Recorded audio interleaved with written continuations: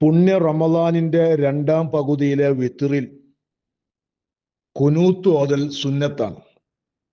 അത് അബ്ആദ് സുന്നത്താണ്. അത് ഒഴിവാക്കിയാൽ സഹ്വിന്റെ സുജൂദ് സുന്നത്തുണ്ട്. ഇമാമിനുക്കും മഅ്മൂമിനുക്കും തനിച്ച് നിസ്കരിക്കുന്നവർക്കും സ്ത്രീ പുരുഷ ഭേദമന്യേ എല്ലാവർക്കും ഈ കുനൂത്ത് സുന്നത്താണ്. നമ്മുടെ പള്ളികൾ മത്റൂക്കായ പള്ളിയാണ്.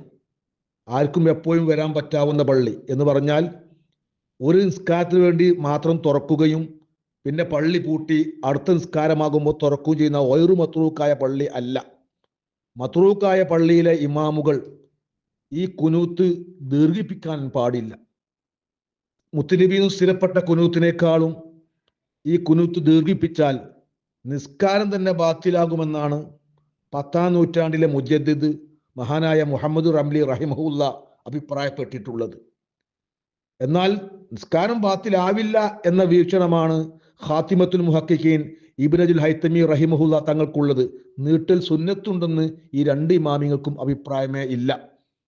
അപ്പോ മുത്തുനബിന് സ്ഥിരപ്പെട്ട കുനൂത്തിന്റെ അപ്പുറം കൂടുതൽ പ്രാർത്ഥനാ വാക്യങ്ങൾ ഈ വിത്റിലെ കുനൂത്തിൽ കൊണ്ടുവരാതിരിക്കലാണ് എപ്പോഴും നല്ലത്. കൊണ്ടുവന്ന നിസ്കാരം ബാത്തിലാകുമെന്ന് ആധികാരികമായിട്ട് ഒരഭിപ്രായം ഉണ്ടായിരിക്കെ ചില പള്ളി ഇമാമുകൾ കാണാതെ പഠിച്ചത് മുഴുവനും ഇങ്ങനെ ദുആ ചെയ്യുന്ന സ്വഭാവം പലപ്പോഴും കാണും. ദീർഘമായ പ്രാർത്ഥന ഇങ്ങനെ അവരുടെ പഠിച്ചതും അവരുടെ കഴിവ് തെളിയിക്കാനും മിഹ്റാബ് ഒരിക്കലും അവർ ഉപയോഗപ്പെടുത്തരുത്. അതൊരിക്കലും ഭൂഷണമല്ല.